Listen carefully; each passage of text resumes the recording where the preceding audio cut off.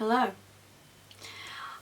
I don't think I've ever spoken about this before on my YouTube channel from memory. Maybe I have, I don't know.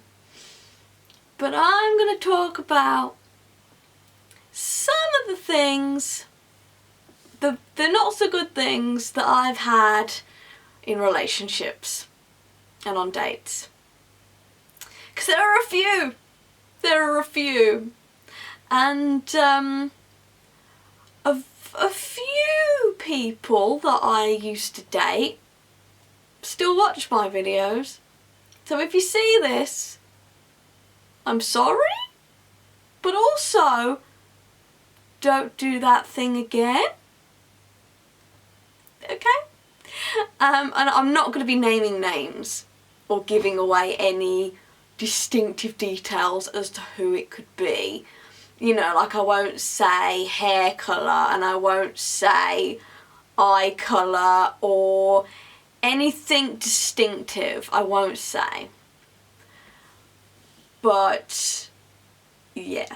Anyway, without further ado, let's talk about some of the things that have really put me through it with dating and relationships. One of them that immediately springs to mind, I might have said this on here before, but I went on a date with somebody. We went to a restaurant and we were sat opposite each other and our food arrived, but the other person had chewing gum in her mouth. And I gave her a napkin off the table. I says, oh, you know, you can spit your chewing gum out to this. She swallowed the chewing gum. And I'm still cringing so much because that is just so disgusting. Sorry if you watch this. You know who you are. Because there's only one person that has on dates. And mate, it was so bad, mate. Anyway. Don't swallow chewing gum on a date or in general at all. Just don't, please, just don't. Anyway. I've also had a few years ago, this was a while ago. This was about 9 years ago, so this is a while ago. And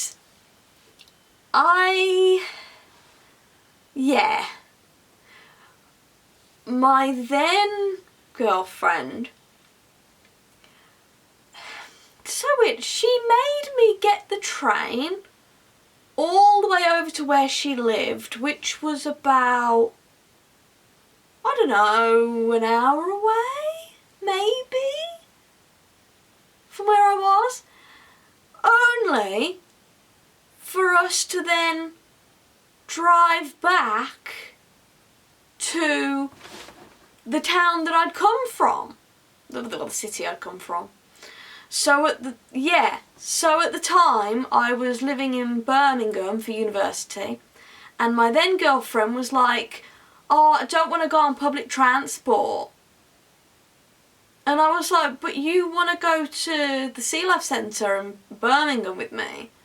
So like, come on the train. And she was like, no, how about you get the train to me and then I drive us both to the Sea Life Centre. And I was like, or you could just drive yourself to Birmingham. And I don't even understand what even happened, but yeah, it was like that. So I did, stupidly. I said, alright then. So I got the train all the way there.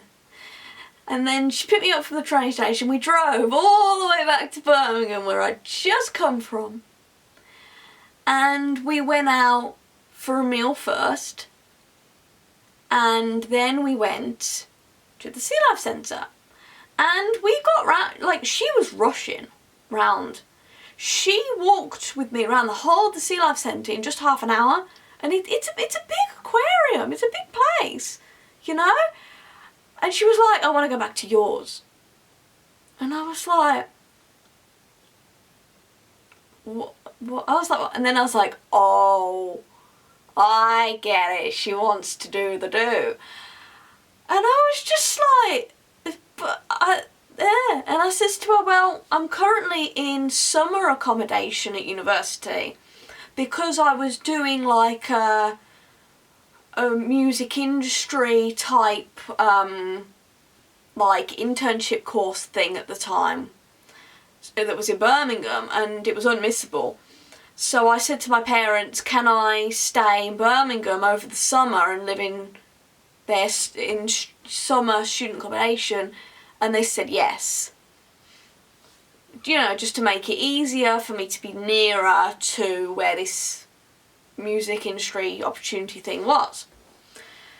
And so I was in summer accommodation, and it was like there was a single bed in the room, and the accommodation wasn't that great. It was classic British uni halls, but it was like you walk in and you're like, yeah, this place needs some refurbishment, let's say, you know. And I says to her, like, I'm not really in the best living conditions right now, I says to her, you know. And I said, if you wait 1 week, just 1 week, I will be in my next year's worth of uni accommodation. I will be in a different student housing place with a double bed. Why don't you just wait? And she was like, no, I'm going to follow you home. And I was like, oh. So long story short, she ended up getting what she wanted, but I just didn't feel comfortable with it. I really did not feel comfortable with it. I just was not happy about it. And because I was so young, you know, I was 20 and she was 18. So, like, we didn't really know any better. We were so young. And I just, when I look back on it now, I just think, why do people rush their first times? Why do people put so much pressure on themselves to do what their friends are doing, to copy their friends? And I says to her, look, genuinely, and if you are young, like really, really young, and you're not in university yet and you're watching this, I'll say to you what I said to her. The very large majority of people at university that I'd spoken to, in general, platonically, barely any of them had lost their virginity. Honestly, genuinely. It was only a few that had. And I know what you're thinking. You're like, Steff, why are you asking people these questions? It just comes out. Young people, they just talk about it. The info just comes out. It's really weird. So yeah. And I said that to her because she was about to start uni. Not at the uni I was going to, a different one. And I said to her, honestly, you don't need to worry. And then I said something which I shouldn't have said. I said to her, oh, you know, to start university, it's best if you're single there, because if you meet someone there, you know, then you never know. And then yeah, I got broken up with a few days later. She was like, yeah, she doesn't think it'll work out. She wants to focus on her studies, blah, blah, blah. And I was like, so she just used me then, fair enough. Well, not fair enough, but like, alright then, type of, you know, sarcasm. But I was just like, oh my god. It was terrible. Yeah, it was just, yeah, so weird. And then, trying to think of other ones. I've had a few, you know. Oh, here's one. Oh my god. I really dodged a bullet with this one. Oh my life. And I think she watches my videos still. I think. But I think I've blocked her online. I think I've like unfriended or blocked her on Instagram or something. Anyway, I will tell this story, but obviously I won't name names or anything. But These all came from dating apps, by the way. The exact same one, which is Tinder. I swear to God, dating apps. Oh, I'd much rather meet someone in person for the first time, I could tell you that. But when I don't really go a lot of places sometimes, it's kind of tricky. But anyway, so this girl, and I will talk about guys at some point because I have dated guys even though I am gay. But it was before I realised and before the internalised homophobia went away because of society. But anyway, so this girl, I'm trying to think, I went on a date with her, and before the date, when we were chatting online, she said that she wanted me to kiss her on the first date. And when we were walking around, like we were just out walking, and I held her hand, and she was alright, and things were going pretty well. And we were sat down together, like later on into the date, probably like 2 hours into the date or something, maybe longer. And I went to kiss her and she kind of like rejected it. And I was upset, but I didn't really show it, I guess. And I was a bit confused. I didn't really know why or anything. And she was asking me a lot of questions like how many people had I been with, etc, etc. And I said, oh, you know, I've dated a few people. And I told her how many dates I'd been on. I can't remember the number at the time, but she was like, oh, that's quite a few. And she was like, oh. And I think she said something like she got intimidated by my level of experience. And I'm just like, no, I don't really have that much, not really. And, you know, especially at that age. But anyway, yeah. So that one didn't really materialise, but she sent me a picture of her smiling on the train home, and she was like, oh, thank you for the amazing date. You were so full of compliments. I was blushing. And it seemed okay, but I was a bit like, this is confusing because she didn't really seem all that into me, but she also did. It was kind of confusing. And then she says to me, oh, you know, don't think it's going to work out. I says, okay, fine. And she said, that's what she said. She said that I was trying to rush things. And I was like, but you meaning her, said that you wanted to kiss on the first date and you wanted me to hold your hand and I didn't get it. I was just like, that's odd. And I thought, okay, maybe I made some comments that related to intimacy, maybe. But people say stuff like that to me very often on dates, so I didn't really think much of it. And she said that I was just, you know, like, yeah, what's the word? That I just was too quick to show affection or something, or that I was just too, I don't know, something like that. But here's where it gets so insanely hypocritical, because that was it. She said I was kind of taking things too quickly or something. Here's what gets really hypocritical, right?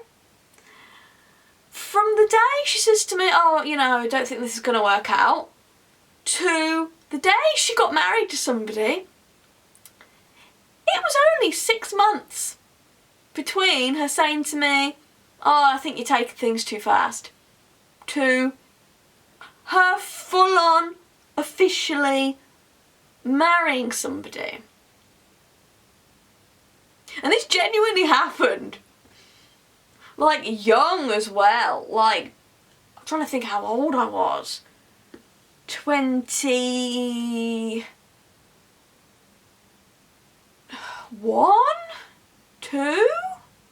I think? It was a while ago.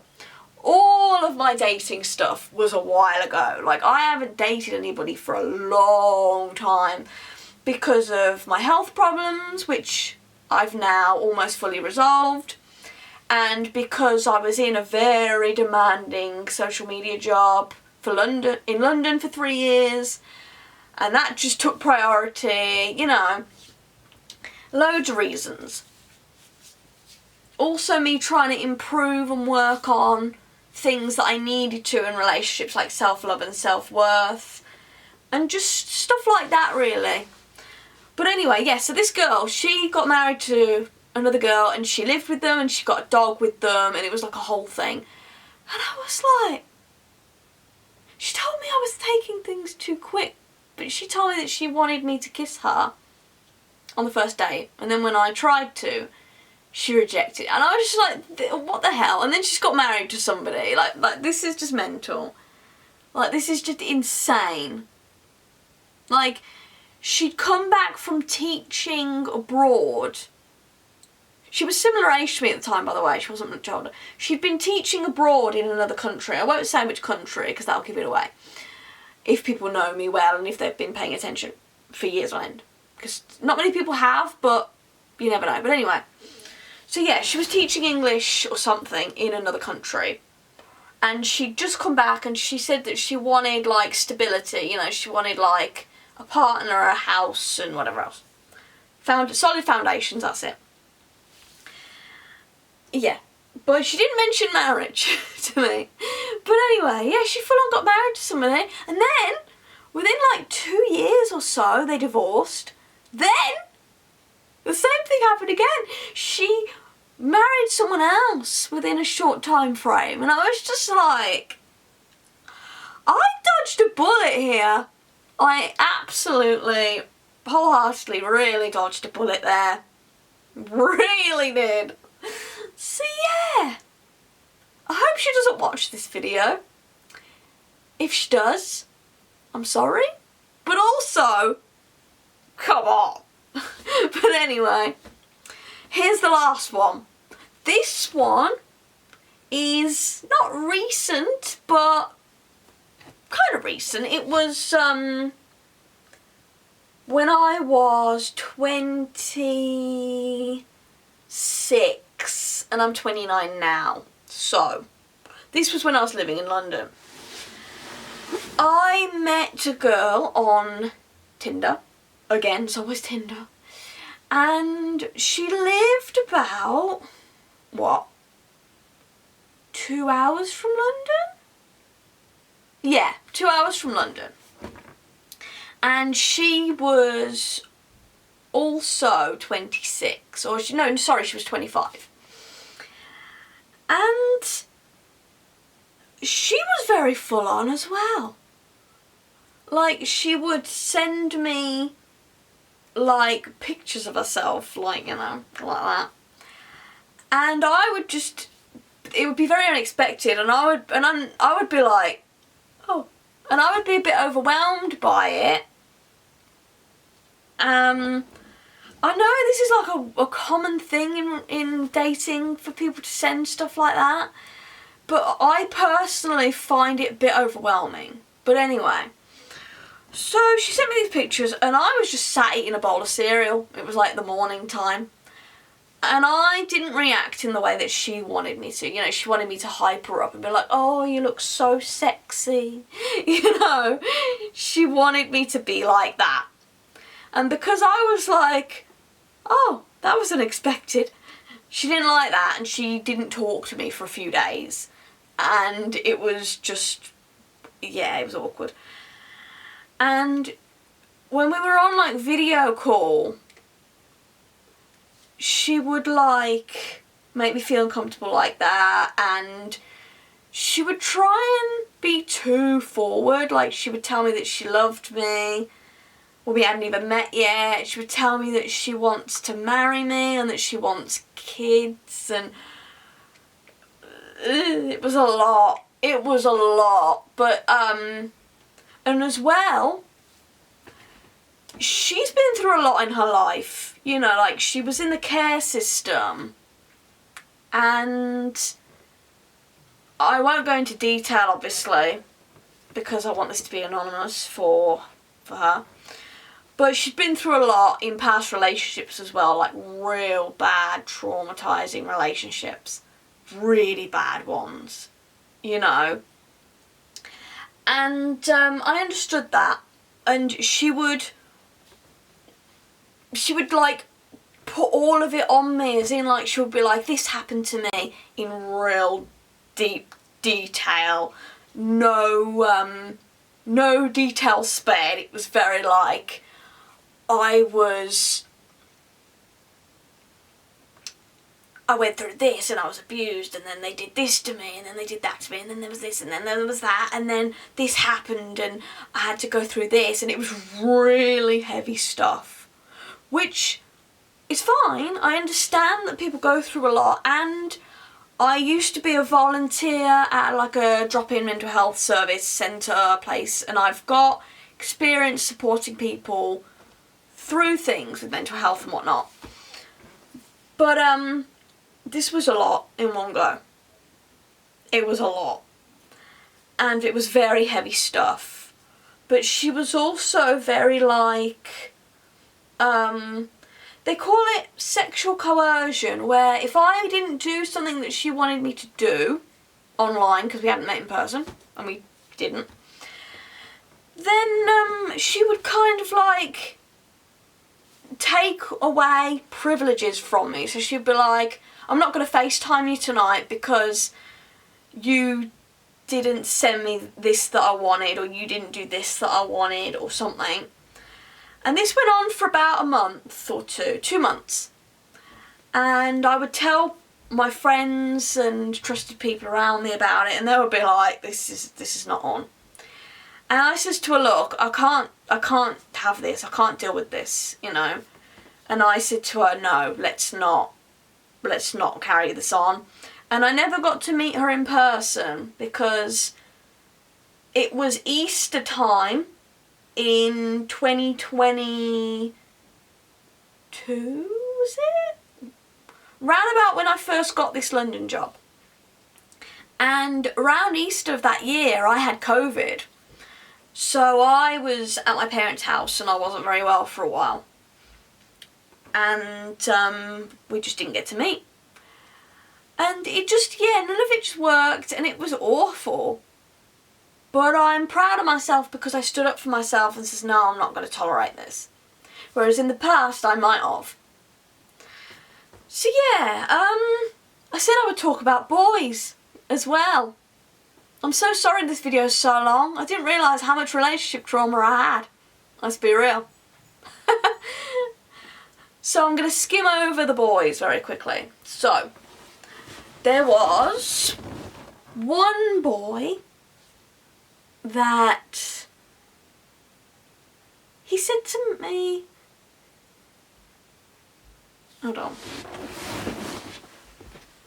Anyway, I just had to shut the door because somebody was eavesdropping. So yeah. So boys, let's skim over the boys then, shall we? One of them, we went on a date when I was 20? I really did the rounds in my early 20s. I don't recommend it. Don't do it. Don't have a hoe phase. Don't just, yeah. But obviously when you're young, you know, and you're at university and you, yeah, yeah, you know how it is. But so I dated a boy and he stayed the night, if you know what I mean, and left early the next morning to go to, I guess, a job of some kind. Yeah, it was work. I can't remember what he did for a living. But anyway. And he was the same age as me, basically. And he basically ghosted me after that. And I never heard anything from him for like a few years. And then randomly, he messaged me out of the blue and says, oh, I'm so sorry that I ghosted you and that I practically just used you for things. And I was like, yeah, that was really bad of you. And he was like, I'm so sorry. And he basically said that he has commitment issues and whatever else, and I was just like, whatever, fine. And then there was another one that he said that he lacked testosterone in his body. He bearing in mind, by the way, he was assigned male at birth and identifies as male, so not transgender, for context, because obviously we are in 2025, I'm LGBTQ. Anyway, yeah. He said that he lacked, like his body doesn't make enough testosterone, so he was on some kind of medication to help it.